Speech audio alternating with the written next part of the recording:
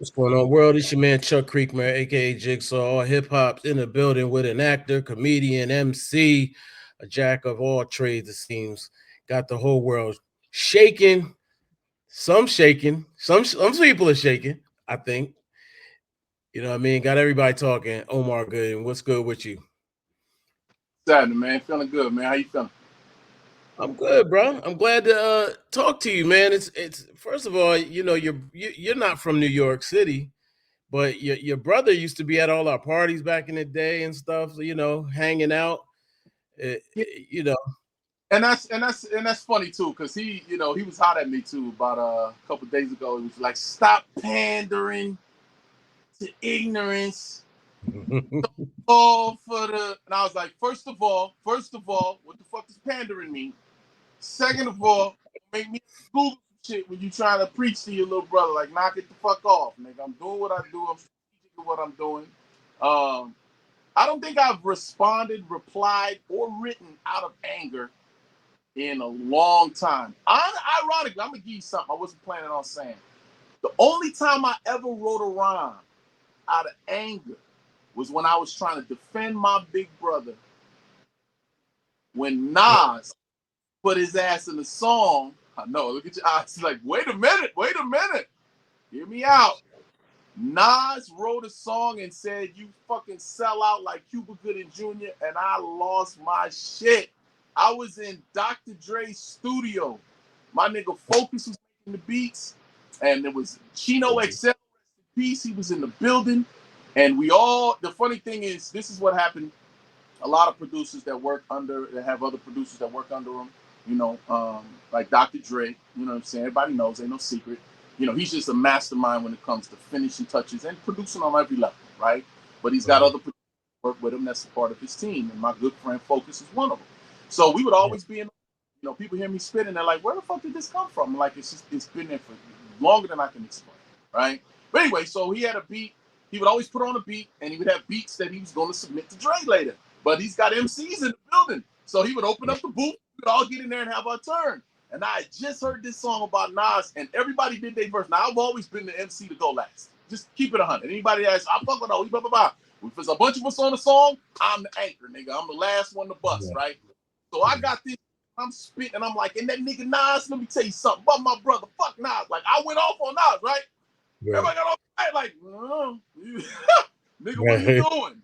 And I was Right. I was angry and I was emotional because that's my big brother by 10 years. Anybody say anything about my brother, it's a problem. It's a problem. Yeah. So Right. looked at me and he said, Nas ain't gonna respond, man. And he didn't Right. say it like you, not like that. He's just like, stop. Don't go Right. down that. Right. And I was Did like, that? Did, other shit. And I always like, damn, what if he hears it? What did I? But I'm sure he never heard it. And even if he did, he probably went, nigga, please. But that's the only time I ever rapped out of anger. So that for someone to be like my brother trying to tell me like, nah, don't fall for the traps and you lowering yourself and da da da. It was some edge to it.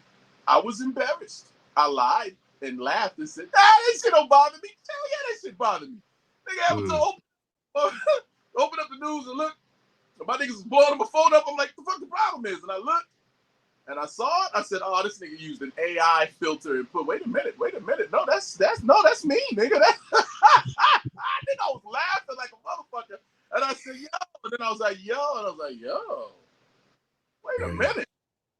It wasn't like I was on set and we were Yeah. filming and a guy, I pulled up my shirt and taped up.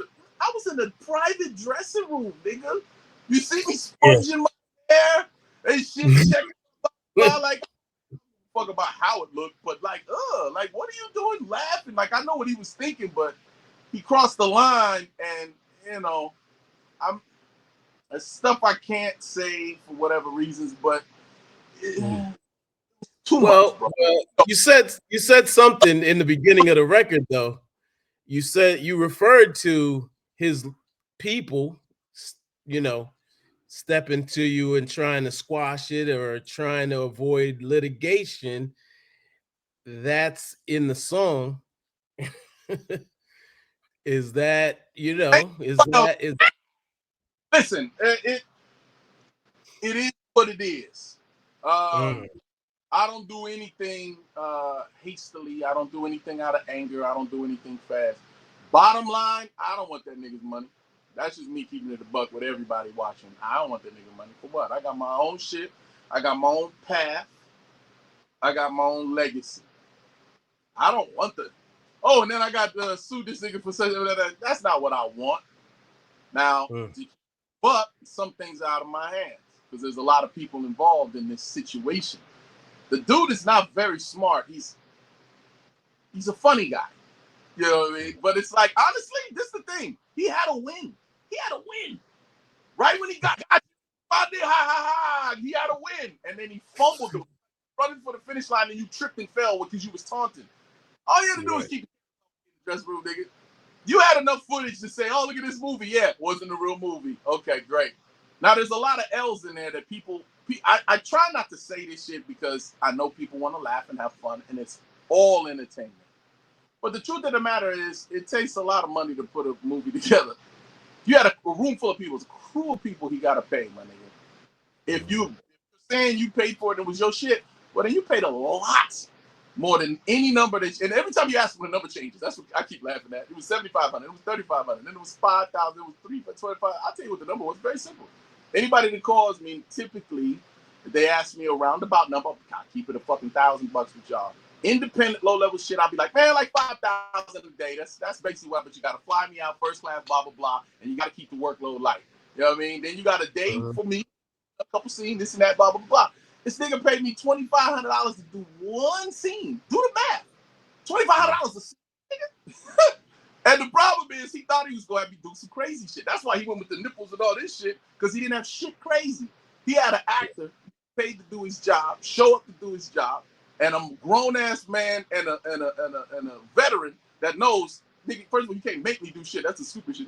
He could have had you doing this. No, he couldn't, because he tried. The original script said the bottom of a Nike. I said, the bottom of a Nike? The Nike, the original script said, he loses a bet and then he licks it. He said, you got to lick the shoe, Poppy. And I said, I'm not licking no fucking shoe. What else you got? And the director went, okay, here's the revised script. And then I go, what's the script? The script says you're doing jumping jacks. I was like, yeah, all right, roll the camera. We roll the camera and he goes, all right, now you do 10 jumping jacks and 10 push-ups. I said, I'm not doing no fucking jumping jacks, but I give you 20 push-ups. I'm a man, I can do push-ups. Now like, all right, take your shirt off. Sure, it's the shirt I wore. Right. I took the shirt off and a tank top underneath, and I did some fucking push-up. 5 takes. Right. I got 100 push-ups in. Thank you. Yeah. And that was it, bro. And like, if you do the math, nigga, what was that? Like $300 a push-up? Like, I don't know, nigga. But it was still a good prank to say that. Now again, everyone's gonna give you credit, saying, "Oh," and then they're gonna try to flip it on me and say, "You gotta watch your surroundings and see that." Listen, we did a movie together. Percentage. The director of the movie, good dude. I worked with him after Percentage on another movie, and then we even did a commercial, some other shit. He introduced me to another dude. This is my partner. He wants to put you in some shit. It's a favor. I'm like, I can't keep doing these favors. The problem is, to tell you, well, here's a note for you actors. Don't get caught up in the favor thing. Because this is how that shit happens. You get paid, like, yo, if you can do my movie, just da-da-da. And then the price lowers. And then another nigga here is like, here, do it for him. So I knew the dude that called me in for this shit. You know what I mean? It wasn't some random nigga online. It was just like, you know, all this booking your ops and all that goofy ass shit, nigga. No, it's called trick. That's what the fuck trick. So somebody you knew helped him do this prank. Cameron, I put it together afterwards. That's why I was laughing so hard, because the nigga, and again, you know, he keeps saying, I didn't know. What's fucked up is Cam really played that nigga. Because he just said, yo, man, you know what I mean? He called some dudes, whatever, dudes that actually put the movie together, and said, call this dude, because he still fuck with O, and then book through him. So the dude called me like, yo, I just need you one scene. That's all I need you, man. And I'm like, one scene, nigga? He said, one scene. Miami. You know, it's Miami. I fly you out, first class, all that shit. Here, it's $1,250 now. When you get there, I get you other $1,250, $2,500. Bam, easy shit.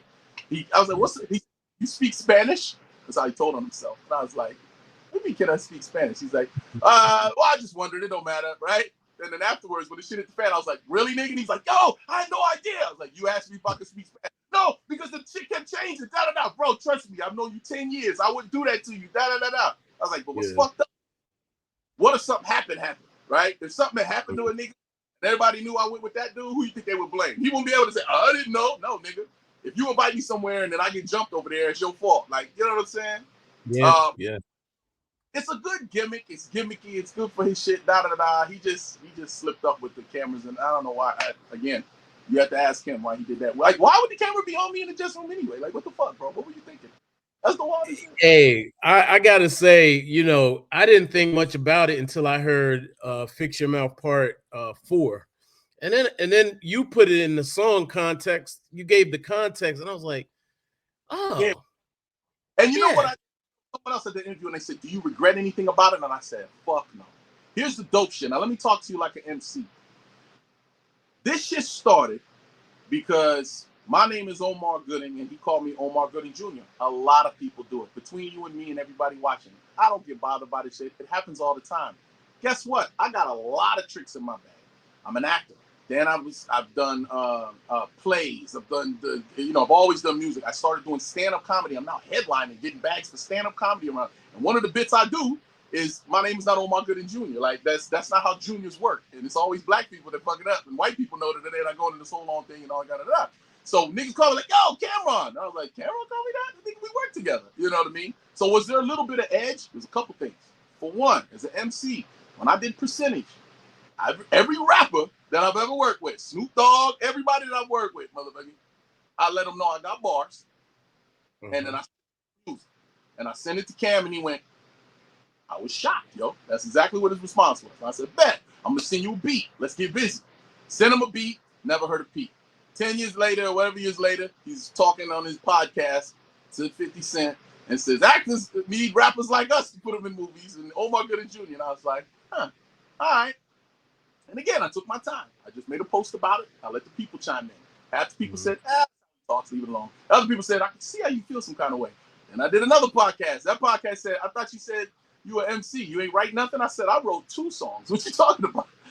Right? One disrespectful, and the other one was just kind of a warning shot. That's what I called it, warning shot. And then when my producer said, now we can call this Fix Your Mouth. And then we dropped it, and it shook up the internet, and I made all of the fucking blogs. I made all of the hip-hop shit. Everybody, I'm like, ain't this a bitch? I go out, diss a nigga. Now, all the shit I've done homage. I've worked with Dre's producers. I've worked with all these motherfuckers before. And everybody's like, yeah, whatever. You can rap. You pretty nice, but so what? Something negative. Now they're like, oh, shit, right? But as an MC, what do I have to go on? Just me spitting. So the first one was just me, just cruise control. Warning shot. No big deal. Do some little things in there. Boom, boom, bing. He sees it, sees how much notoriety he gets, and comments, I don't want no smoke, killer. Ha, ha, ha, laugh out loud on my comments. And I went, oh. I went back in the booth and wrote a third one. Like I said, I wrote. Now that third one, I said, now I got to give him something. And I got it. You know what I mean? First beat was strategic. It was a beat that I picked by a producer that I had just met named Lil Lodi. He sent me this beat, and I was like, ooh, this kind of sound like a Cameron beat. So I'm going to go that kind of, and I was using Cameron cadence, and blah, blah, blah, and I'm a writer, nigga. That's it. Let me look dead in the camera without blinking. I write every single fucking bar I've ever spit in my entire life on my balls. You understand me? And when I wrote the first one, it was a lot of innuendos and metaphors, shit like that. Boom, right? Second one, got a little raw. Boom. Thought it was done. He's not going to respond. I made my point. I got an album to promote. Moving on. And out the blue, he mentions me in this freestyle shit. He does a whole segment, and he dropped, this was his best comeback that he ever did. He said, he tried to apologize. This is why I said the mentality of Cameron. This is what fucking makes me laugh so much about the dude. He was on his show going, look, man, let me just tell y'all, this is what happened. I'm sorry, Omar. It's Omar Gooding. That's his name, blah, blah, blah. And I was like, he fixed his mouth, right? I'm seeing all this irony, right? He almost makes it to the interview without tripping at the finish line. He almost makes it. And right at the end, someone goes, yeah, so he's performing in Bakersfield, California. And right away, his quick wit, I'll give him that, kicked in, and he goes, yeah, that's what he does now. He performs in bowling alleys, barbershops, right? And I fell over laughing because that was hysterical. That was a good foul. Good. But you apologizing for the whole segment. Then you got to the end and jumped in with your little crazy. Yeah, that's what he does. So I booked you, boo. So I jumped online and laughed. I said, nigga, that was funny. I didn't know you was that funny. Good luck, though, with your shit. Black man to black man. Keep pushing them dick pills if that's what you want. Da-da-da. I made my little jab, and I thought that was it. couldn't let it go. And he responds again. But this is the thing. All of the responses he's doing on his platform. So if the world, not be the world listen, well, at least the world of hip hop. If they're not watching his podcast, they're not seeing his responses. So how's it look? It looks like I'm just constantly doing songs at this nigga. Right. They don't know I'm responding to everything he says, but they're still not feeling it. Through 3 songs, most people are going, yeah, all right. But he's not even doing it. So what? This ain't even a real beef, right? Then he shows the prank. Uh-oh. Humiliation, embarrassment, and I got you. I got more money than you. All those bars you spit in part 1 about you gonna clown my network. I am, nigga. I booked you for a whole movie for $7,500. That's not true. Where does the $7,500 come from? You and Queen Latifah went half and half on percentage. I'll give you the best case scenario was that they paid me $15,000 for. You gotta look at the movie, see how many scenes was in it. It was probably 7 days of work spread out through a couple of weeks. If you work on a movie for 3 weeks, you're not gonna work every single fucking day unless you're the lead and all this other shit. I was the co-lead and so forth and so on, right? But anyway, so already you're lying. But you're probably telling the truth. You put in $7,500, and then Queen Latifah people put in $7,500, and then I got the 15, so whatever. But you can flip that narrative however the fuck you want, right? But we get to this point where now I'm excited as an MC because now I can respond in real time. I took 48 hours. No, he dropped it on Tuesday. I dropped my shit on Friday, right? It came out. I dealt with all the shit going on. Everybody calling me, you all right, nigga? Yeah, I'm all right. All right. Relax. I had to hose my niggas down. Calm down. Nah, let's do this. I got what? Calm the fuck. Do you trust me as an MC? Yeah, nigga, yeah. Do you trust me as a fucking MC? Whatever, nigga. We'll be at the studio. Let's go. And I went to record part 4. And if you listen to the last bar I did and you hear them niggas laughing, that ain't no inserts. My niggas is in the booth with me. We had this big, sofas and shit with the thing. So most of the shit I'm spitting, I'm like, y'all calm down. And then when I got to that last fucking bar, I laughed, we all laughed. We had to mute the most of the shit in there. But it was my niggas going, okay, all right. I was like, you trust me now, nigga? So the best thing about part 4 for me was you got to see me respond in real time. I didn't take 2 weeks. I ain't no fucking ghostwriters. I ain't got this, I ain't got that. I'm very particular about my lyrics. So I'll have to edit and chop. Like, I had so much shit. Part 4 was about 10 minutes long. I had to condense, and I had to remind my producer, he's like, nigga, this is too long. I said, we're going to stop it right here then. How about at this line where we all start laughing? We'll stop it. That's like 4 minutes. And he's like, yeah, but that's too long. I said, do you not remember recent rap beef? Think about Kendrick Lamar and Drake. Them songs was like 6 minutes long. Not like us. It's long. Like, knock it off. I don't want to hear that too long shit. But we left it at 4. And the crazy part is, I have 2 producers that I really rock with right now. Well, 3 of my nigga focus, but we gotta get back on. We ain't been really locking in. But anyway, Keys the Mogul, Ellis, DJ M80. So Keys the Mogul sent me the first beat, and then DJ M80, who's mixing everything, sent me the second beat. And he was like, damn, you only used mine for about a minute. And the crazy shit is everybody loves, because we won't say which beat is better, but it's something about you rocking and you kill it and you do that switch up. You know what I mean? I love reaction video. I got to give props to reaction video MCs. Matt Hoffa, my nigga, that shit made my day because he was very New York and he was very serious. He started off his reaction. He was like, I don't like this. I got to tell you right now, I don't like this nigga just coming at a nigga. And it's New York, nigga. Fuck out of here. But I'm going to listen. I'm going to not be biased. I'm looking at the screen like, go ahead, listen, nigga. And every time I said something, I saw his eyes going, He wasn't like every line, but he was just like, okay. But he kept saying, what are we doing here? What are we doing? Like, you know what I mean? But it was good to see that. That's my hip hop, my nigga. That's the shit that I grew up on. You want to press play and you want to rewind it and listen again. You want to catch it. I love Eminem. I don't think he's the GOAT, but I love him. I think he does too much sometimes. Not a diss on him. He's such a genius that it's too much stuff sometimes. So it goes over people's heads. You got to rewind it. Kendrick Lamar is great too. And he does the entendres and stuff. So you just be like, what did he say? What did he mean? And let people figure it out type of shit. But that's the hip hop. So nothing I do. And it's kind of funny. There's some bars, if you don't quite get it, it didn't make sense. I think I said something like I said your shit is scary like boo. And they was like, it's corny as hell. No, that's how scary it was to me. Like, it's like, that's the point of the bar. Some people got it. Some people like lame. You know what I mean? The only thing that about this. The last I'm gonna say about this. The only thing that really bothers me about this is that the only people that are upset with me, the people that aren't saying it was dope, are from New York. And that fucking bothers me because it's never, ever, ever gonna be an East-West thing. I live in the West Coast. Most of the rappers that I fuck with are from the West. My mother was born in Harlem. My father was born in Harlem. So that shit kind of hurts. You know what I mean? I did a comedy show in the middle of all this at the comedy club in Harlem called Comedy in Harlem. Shout out to Comedy in Harlem. I'm going back in November. And my father's buried right across the street at the mausoleum. So I went, saw, props to him. And then I walked on stage for I did comedy. And I was like, ooh, a lot going on. I said, you know, I got a little rap beef going.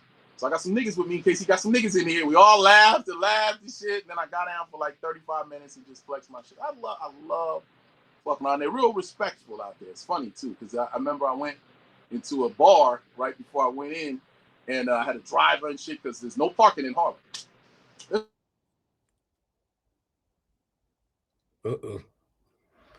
I lost him, I think.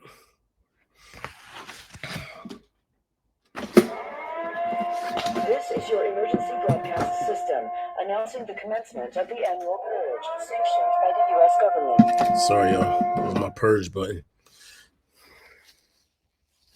Omar will be back, I'm sure. He's got a little bit more to say. Stay tuned. I got to let him know, though, because the New Yorkers that I talk to rock with it. In fact, the ones that I talked to told me to tell him to keep the pressure up because they don't think Cameron wants the smoke. And that's the interesting part that I don't think he understands, that the comments section does not represent everything. You know what I mean? Hold on, let's see where you at with it. You there? Yeah. Hold on. Yeah. Come on, camera. You must got some crazy. Yo, I was just saying this because we still recording. The New Yorkers that I talked to, in fact, right before I got on, somebody told me to tell you to keep the pressure up because Cam don't want no smoke.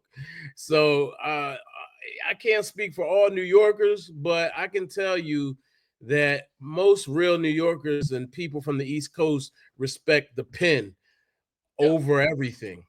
Yeah. And me personally, I listened to that. Part 4 is the one. That is the one. I've heard them all, but part 4 is the one. I've listened to that. I can't tell you how. I mean, crazy. I respect the shit. I want to let you get it in for something happened and we get cut off, but it's got replay value. Even I've played it over and over again, and I ain't gonna lie to you. Like I said, that was my biggest test as an MC, because as soon as I stepped into the spotlight, I got hit with a, oh shit. I predicted the shit in part 1.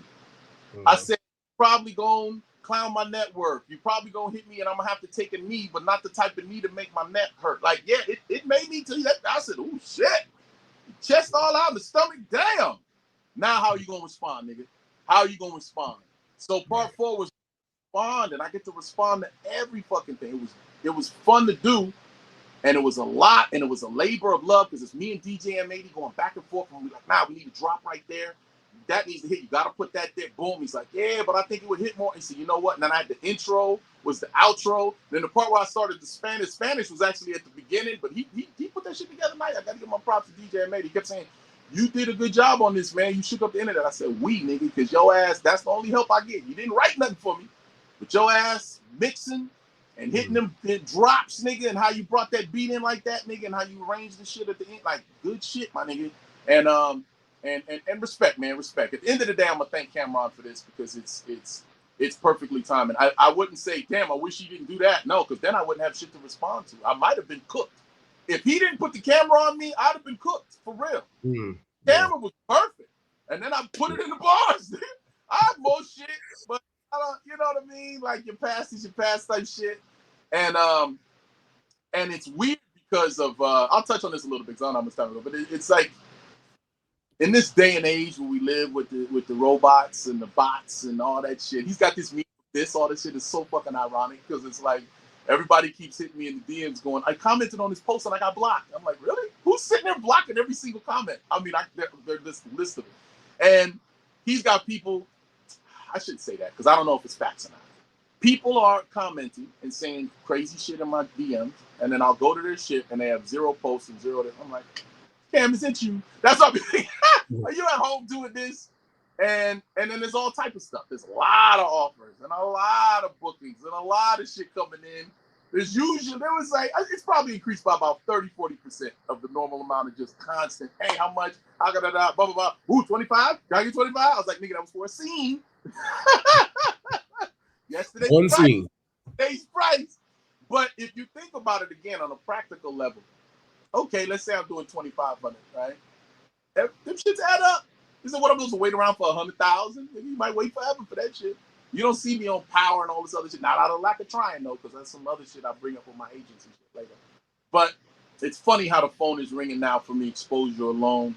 They want us to do a versus, and they want us to do this, and I don't know who the days are, so I'm letting my people bet it. But I'm like, first of all, a versus isn't fair to me. I ain't got no fucking hits. That nigga gets start singing his hits, it's over. I got diss records. No, nigga. You know? No, that's a fact. That's a fact. We want to hear battle bars. We want to hear battle bars from Cam. He told. But I mean, I don't know. I want to sound ignorant, but I'm not. Like I know he went up against Jay-Z and he went up against a couple dudes, but I never regarded him as a battle rapper. I just regarded him as a dude that's a lyricist. I regarded him as a lyricist. So I figured this was gonna be fun on a lyrical level. You know, he's still rapping on his thing. I see what he does. I know smoke and mirrors and I know cameras and shit, so I know what he does for his freestyle shit. But I do that. What do you mean? Wait. What do you mean? Because he goes in on the street style. You saying what do you say? I mean, I got to follow up. I mean, in my opinion, he's not freestyling, but I know what freestyling means to different people. When I grew up, I used to freestyle, man, like literally, I'm serious. I'm the guy that's been on television since Nickelodeon. They see my face, but I don't hang around with Hollywood people. I didn't do all that, go that route. That's why it is what it is with me, period. But I go to a club, whatever it is, blah, blah, blah. Yeah, I heard you spit. You ain't spitting, cornball. Let's go. Nigga start busting. I'm busting. And it's what? And we busting. I'm not like the first that I remember. No, I'm busting about your shoes and your forehead. 2 more niggas, more dead. 5 to go. Blah, blah, blah. I'm just going at, and that's how I grew up. I went on Power 106 in the 90s, and I remember they invited me one time, and Big Boy, this is when Big Boy was at Power 106, not where he's at 92.3. And we did it a couple times. The first time I did it just to promote, I don't know, maybe it was Smart Guy or something. And he's like, yeah, I hear you rap. And I was like, yeah. But I'm one of those niggas like, yes, let's go. If I'm in the zone or I'm smoking, drinking, whatever, I'm with my partner, let's go. We freestyling, we cipher, whatever the case, let's go. But if I'm in like actor mode and I got to remember all these story points, okay, we got to talk about I'm promoting this and I'm promoting this. And like, oh, I hear you rap too. Yeah, I rap. He's like, give us a couple bars. I'm like, no, wait, I wasn't ready for that shit, right? So I felt bad about that. The next time I had to go do his show, 6 a.m, me and my niggas drove there. We were freestyling from 5 a.m. to 5:58. When we walked through the door, we just bust. We walking in. There go Big Boy. What's happening, Big Boy? I'm ready to destroy. Need the decoy. And the Big Boy was like, oh shit, what's going on here? Let me put a beat on. We just start rapping, and we were rapping for like 5. Well, it sounds like it felt like it was forever. But we were just rapping. And I was like, you got some music? You coming in like that? I thought you was promoting your show. I said, nah, man, you caught me off guard last time. I'm spitting today. Play a song, and I played a song. Song on the radio, and I was actually the first verse. It's funny. I'm always the anchor. I'm either the first verse or the last verse. And this one I kicked off, and I'll never forget the feeling of him playing my song. Got after my verse cut off, he went, wait, bring that back. We got to start that over. And they played the song again, and then we sat down, we had an interview, and it was the best fucking feeling in the world. But that was it, you know what I mean? And there's many opportunities and situations that happen like that where I would showcase it, but I don't push it. I haven't really started pushing my music until after my father passed away in 2017, right? So when he passed away, it was the same year that my son was born. And then I start checking off accomplishments in my head. I'm like, damn, you got a son. What if your son is like, Dad, you talk about rap? You never rap. Where's your album? And I put out my first solo album that same year, you know? And then I felt a heaviness about my father that I could feel the like, okay, bro. This is you. Go ahead. No one else. None of my oldest brother plays bass. You know, that's it. My older brother, Cuba Jr., he could sing. He was doing Broadway, blah, blah, blah. But he's not going to put out no singing albums. You know what I mean? I can sing, but hip-hop is my thing. So I feel the heaviness of like, come on, man, you got to pick up the reins and go. We did a song called Legacy. My brother's like, this is the best thing I've ever heard in my life. Yeah, because I was rapping about you in a couple bars, nigga. That's why. Egotistical That's I mean, I'm glad you mentioned your dad. You know, Main Ingredient is one of the you know, iconic groups. Yes, sir. And you know, before your pops passed, you know, he would be out and about. You would run Very into so. him. He was great. That was a tough loss. Me and him were really close. Of all his kids, I think I can honestly say we were the closest. Without even like, it's funny, after my brother did an interview talking about him, and he kind of revealed to all of us that how they always butted heads, how they really weren't that close. He said, "I got close to my dad after death," and we all went, "Seriously?" You know, and that's a tough thing. You know, my sister, they had their issues. You know, the daddy's girl and him always being gone, and my oldest brother, he was a half brother who he didn't meet till he was in his 20s. Everybody had an issue. Me and him, straight shooters. We fought. And we got out. He was like, "You cold." I had something. He said, "Nigga, that favorite song of yours ever did was called Fuck What They Talk About. That's my favorite." That's what his favorite song was. No one ever heard the song. But the hook was Fuck What They Talk About. He was like, "That's my favorite shit there, nigga, you know." And that was my dude, man. And so you know, that's another thing, you know, when I go to Harlem, when I get to go, and I'm just like, this is my father grew up at the Apollo. He used to sneak into the Apollo. He sang for some of the greats at like 12 years old. His father died at 12 and he sang at his funeral. His music is so deeply rooted. And we sang all the time growing up. That's all we did. We were all music. Acting was just the job.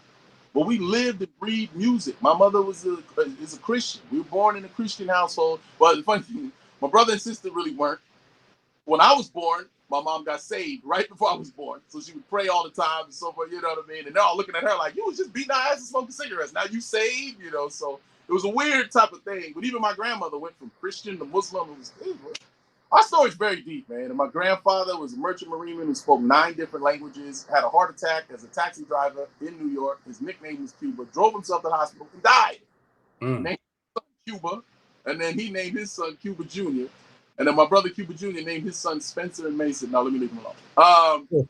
But but you know, so it's really crazy. The one thing I was talking to my producer about too, and he was like, you know, you like to say West Coast. Like the part 3 was a problem because at the beginning I'm like West Coast, and I say at the end I'm like West Coast.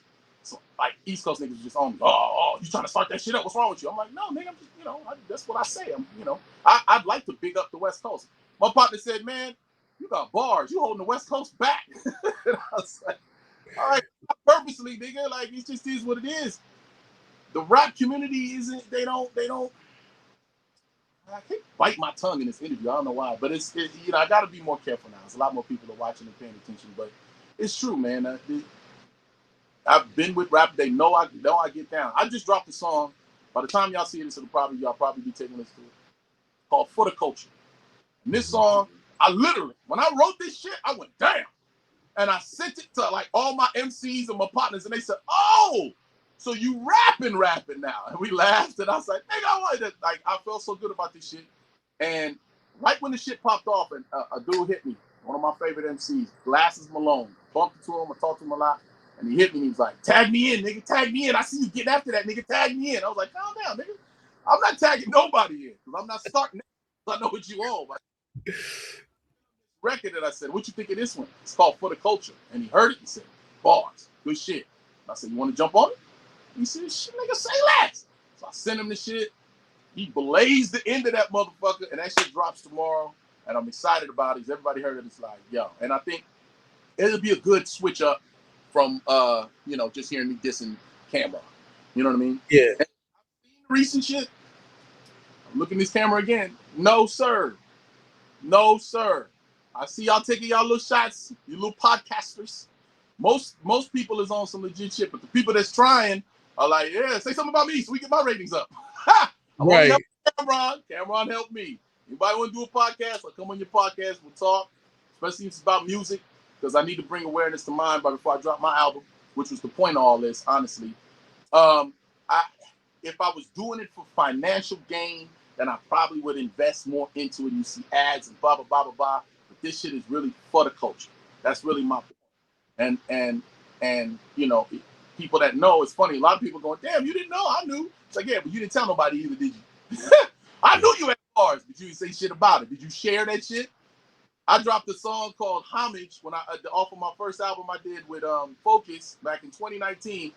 Did a whole video to it. Started with Jason Weaver. The video's dope. I'm rapping to myself in the mirror. Everything's dope. I put a little, every time I put the clip on Instagram, it goes crazy. And everybody's like, oh my God. YouTube hid that shit for about 5 years and then dropped it, shared it to everybody like a year ago and said, you should watch this. And it was suggested. And it went from, I don't know, 100 views to like 30, 40,000, 100,000 views like in 4 days. People are like, I'm seeing this. I'm like, yeah, me too. But, you know, and then look at this. You know what I mean? I would say it sucks that it started in negativity, but it's not, man. Like, calm down. Like, niggas snap on each other. That's what the fuck we do. I got a close friend. What we do? Look at this nigga. You ain't gonna tell us about your fucking forehead. Like, what happened in your face, nigga? Like, we'll snap on each other and then go out and have drinks. You know, it's just now it's a larger stage. Yeah. And he had to push his Revolt TV jump. He had to do what he had to do. And he got lucky. He got lucky that I knew that guy. And then I was, yeah, come on, man. And it's so funny, too. I know you keep going back to it, but hey, it's the elephant in the room. We're going to talk about it. The nigga, I was wondering why the nigga was with me everywhere in there. He wasn't the director. And I was like, oh, this is the director. But he was just waiting. He was just by me everywhere I went, except for the dress. You know what I mean? Outside. You good? I'm going to pick you up. I'm going to drop you off. I'm with you. They had like security. It was big dude. It was funny. But I ain't gonna lie. Like I said in that line about the corny, when I jumped down and I kept doing them push-ups and I hopped up, everything, I can see everybody. The room kind of changed. Like, so, you know, I use a lot of metaphors. Some shit is exact to the point. A lot of it is metaphoric. You know what I'm saying? So I have to, again, I'm slowing down how I talk because I said some words in another interview and they used it as a soundbite and the shit sounded terrible. So I'm not going to use those words again. Okay. But I knew what I was doing every time I get behind the mic. That's all I'm going to say. And, you know, and as a man, you know, if you could book me or hire me and make me do some derogatory shit, then my career would be entirely different. It's impossible. There's no amount of money or I'd have been sold my soul by now. Yeah. Well, somebody said it, and I'm going to say it again. It definitely was the biggest Uno reverse to happen in hip hop because he had you on the ropes and you flipped it. I ain't gonna lie, that was crazy. Bro, I did a what's my man's name? Tyson Fury. When Tyson Fury got knocked down, we was like, oh, it's over. That's blowing the kiss and shaking his head. We're like, it's over. That motherfucker was at the 8 count dead, nigga, then hopped up. We said, what the fuck? I thought right. I turned around, I said, damn, I can't believe. That was a proud moment for me as an MC and as a lyricist, for real, because, you know, I even was unsure. I am not gonna lie. I'm you know, you when your brain works like that and you think it so much, and I had so many different bars on it, maybe I should say this. I should have kept going because I trust me, I had some bullshit. I was like, I should have got to that. He's like, this enough. Yeah. Like, stop right there. Let's put it out.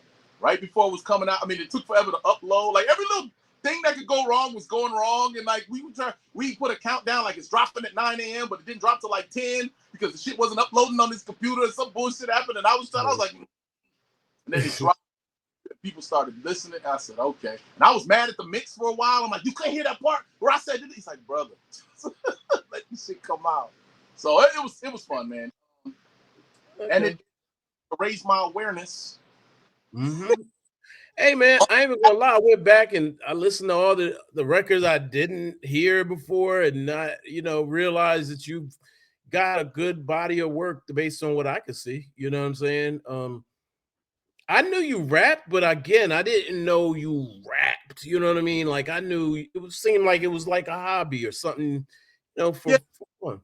And I've never, you know, it's like doing push-ups and sparring and taking boxing classes and martial arts, all of which I've fucking done, ironically, but waiting to get into an actual street fight to see what you're fucking made out of. And that's exactly what happened. And, you know, and I got caught with one. I was like, oh, shit. They wasn't even rapping. How is that fair? This nigga shot me while we was rapping. Nigga, and I hopped up and said, hey, one more round. I'm not done, nigga.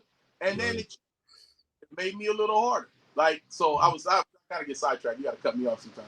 But the For the Culture song, I believe, was one of the best songs I've written as an MC up until that point. And then when the nigga hit me with that one, and I said, oh, we're not releasing that one. I got to go back to the lab. I got to write, and I'm going to write, and we're going to release this. I was supposed to release it last week. Instead, I dropped part 4 because Tuesday happened, and I was like, oh, no. And then it was, let's see what you got now. If that's your hardest song, let's see what you can do with this. And I wrote tons of fucking shit, but I pieced it, I made it work. And shout out again to DJ and Matey for putting it through. And I just hope that people can see it all. It's not me chasing anything and looking for something. Honestly, I'm just respond. I didn't plan none of this shit. Yeah. Only thing I planned is the fact that, for me personally, if I talk about being active for a minute, I've been a part of a lot of shows. Only one show was, or two shows I was the lead on. One was Barbershop the series, and it went one season. It was on Showtime, and I believe the problem was we lost the core audience of the fan base of Barbershop. Barbershop is a PG-13 franchise. We went to Showtime. This shit was rated like NC-17.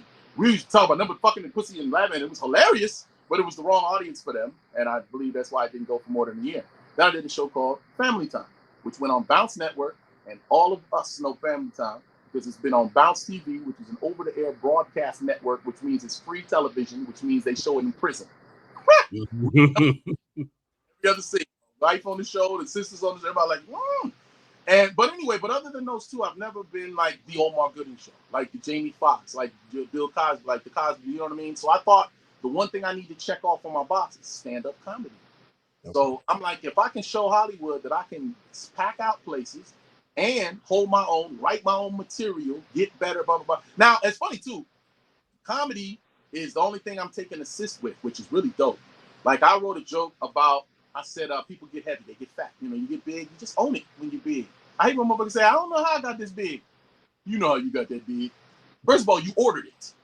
Let me get a number one, a number two, blah, blah, blah. Right? And I did that joke on stage. And then I almost said an MC. And the comic pulled me to the side afterwards. He said, yo, I was taking notes while you were up there. And I was like, taking notes, stealing? He's like, no, nigga, for you.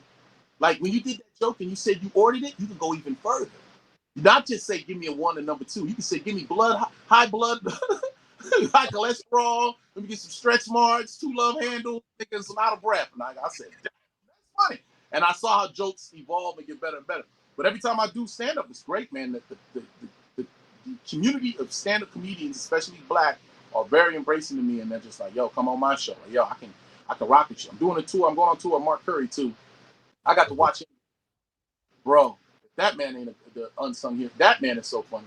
I couldn't understand how funny he was. He had 2 opening acts. That was it. It was like, get the fuck out. And he called me to get there. He said, I'll let you go to get 5 minutes. I raced to get there. Got there too late. That's how quick he got. He had 6 shows at the Ontario Improv, sold all the motherfuckers out. And the last one was packed. And I was like, this nigga. So anyway, so I'm learning so much. But this hip hop beef thing, again, someone called me and said, yo, look at this. And I was like, ah. And I just kind of played it by ear. And it led to everything it led to. You know, they like, be careful. He's cooking up something now. Be careful. Oh, he's got something. He take this. All them niggas don't lay down. He's coming. Be careful. Right. I'm curious to see how I respond if he comes up with whatever he comes up with. Okay. I ain't gonna hold you, but can I get your top 5 dead or alive? Do you have a top 5? It changes so much. Okay.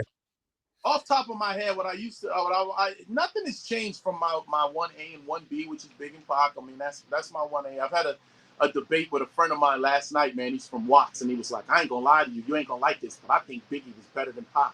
And I said, better is a hard word. I get what you mean because Biggie was an MC, but Tupac, delivery and everything about it. But most guys I know from New York say Pac won. So anyway, so they're my 1A, 1B. My next up puts Kendrick and Busta Rhymes in this part 2 and 3. And the reason why I love Busta Rhymes is I think he's one of the best entertainers that I've ever seen. I watched him live, and I watched him rock a room before. Ain't nothing better than Busta Rhymes with as many people as you need in front of him going, oh, time, so and two, and the whole place is like, oh shit! Like he's one of the best performing MCs, and he's never not had bars. He's never not had bars. I've never heard a song where I skip next. He's always said shit. So I love those two. And Kendrick is phenomenal to me, you know, because we cut from the same cloth. Battle rap, this, that, think about it. You want conscious, you want to preach a little, you want to say something. And then I got to shout out the new guys, man. And I think in this I love Joyner fucking Lucas. I've always been a fan of his wordplay and how he gets down. And I was so mad at J. Cole, man, because he duck out.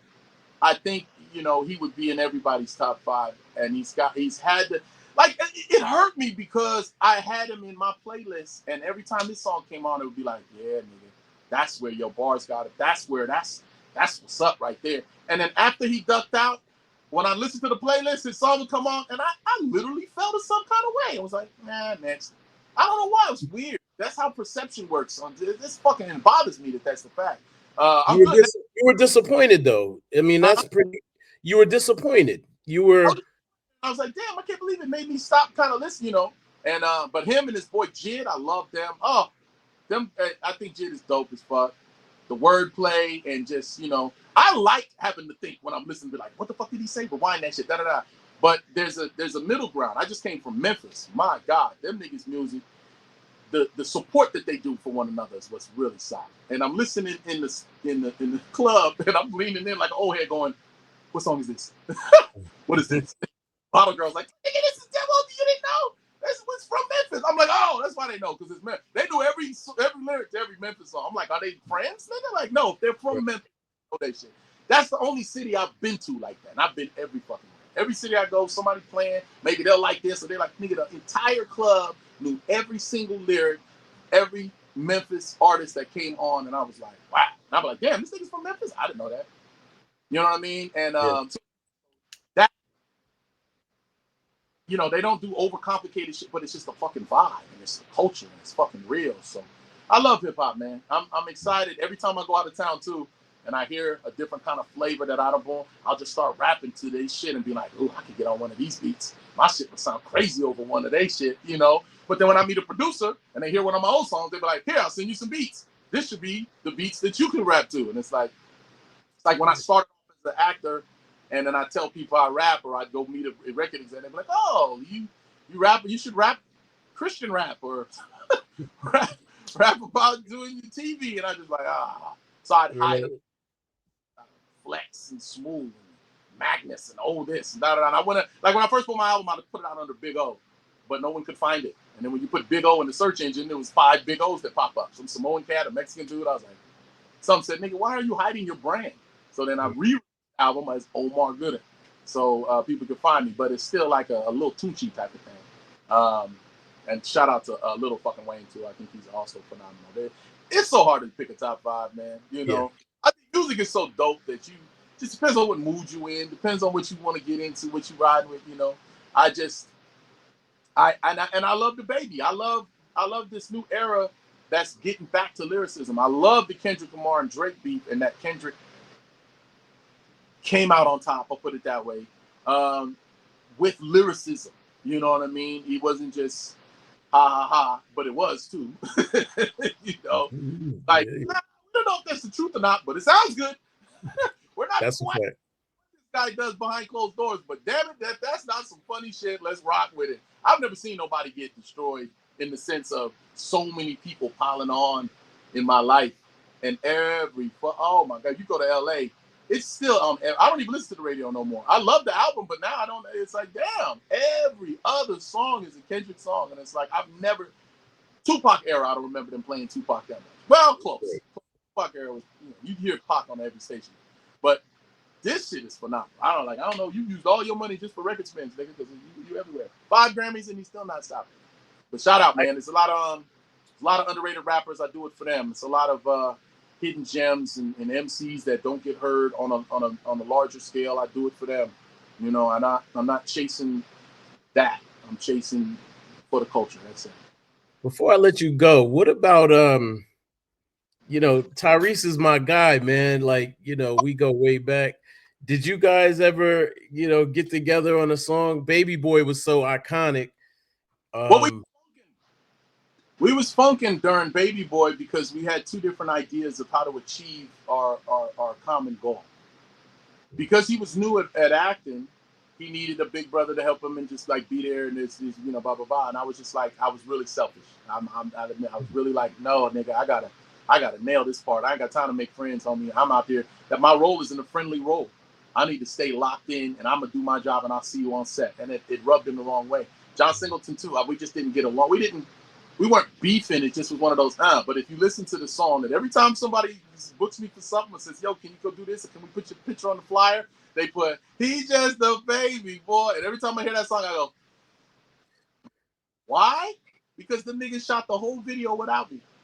My girlfriend called me up and said, you know they shoot a video, right? And I was like, what video? Nigga, baby boy. And I pulled up a scene out of a movie. All my niggas drove up and pulled up on the park, nigga. Busted up in there and shit. And everybody was like, oh, there goes Omar. And Ty was like, what's up, nigga? I was like, yeah, all right, nigga. I went and smoked some blunt with Snoop. And then I left. And they were like, yo, jump in here, man. Throw this. I was like, no, nigga, no. Because if I jump in and then you cut me out the video, that'll be even more of a fucking problem. But we buried the hatches. We grown ass fucking men. I see him. I love him. We talked about. He has a brilliant fucking idea for Baby Boy Part 2. I'm gonna say this right now, man, because every time we talk, we don't get to discuss how we get to talk. Hopefully, Reese, you listening to me. You have a brilliant fucking idea for the sequel.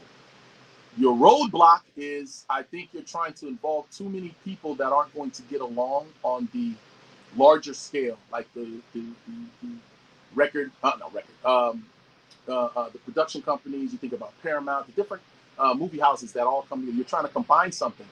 Just use the actors and change some names. That's what I think you should do, and you'll pull off what you're trying to pull off, because it's a brilliant fucking idea.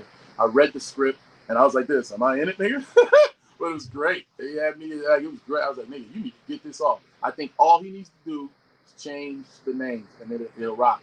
And more recently, I hit him. I said, nigga, I'm doing an album. I'm putting out a monster album, my nigga. And he hit me back, what's up? And we swap beats, and we'll see how that pans out. So hopefully I can get together and do something with him. I sent him something. He's real opinionated, strong opinionated dude. Say we alphas. that's why we bumped heads. I said something, I spit something that was bars, and he was just like, damn, nigga, you sound like you battle rapping on the corner, nigga. We trying to make this stuff talk. And I was like, nigga, I am. That's why. That's dope.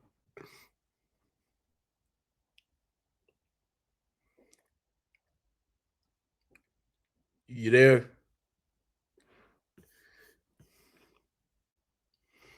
I don't know if we got him. We lost him. I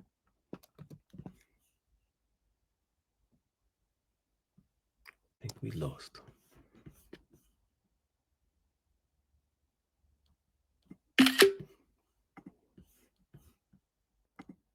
We'll keep.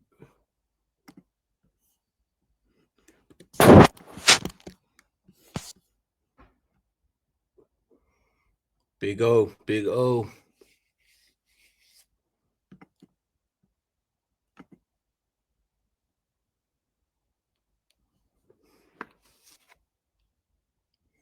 Big O. Hopefully it comes back. Ooh, we clock in 1 hour.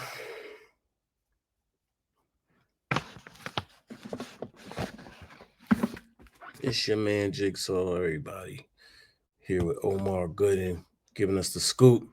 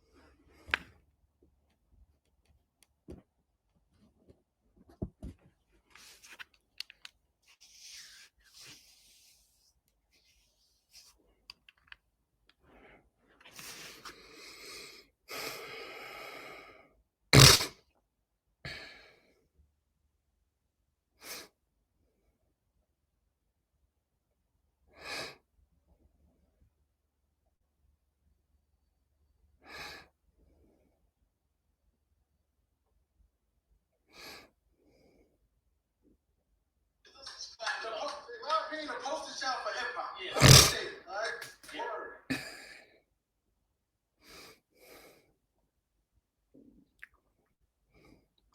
So I think I know what's going on, exclamation point. We did an interview that resonated with people to the point where YouTube took that interview and referred it, period. So in the algorithm, people are getting the interview referred to them, period.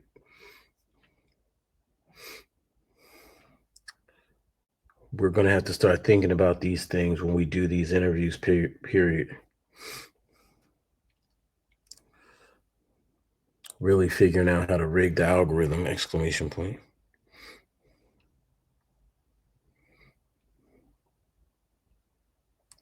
Hey man, appreciate you, bro. I know you had some technical issues or whatever.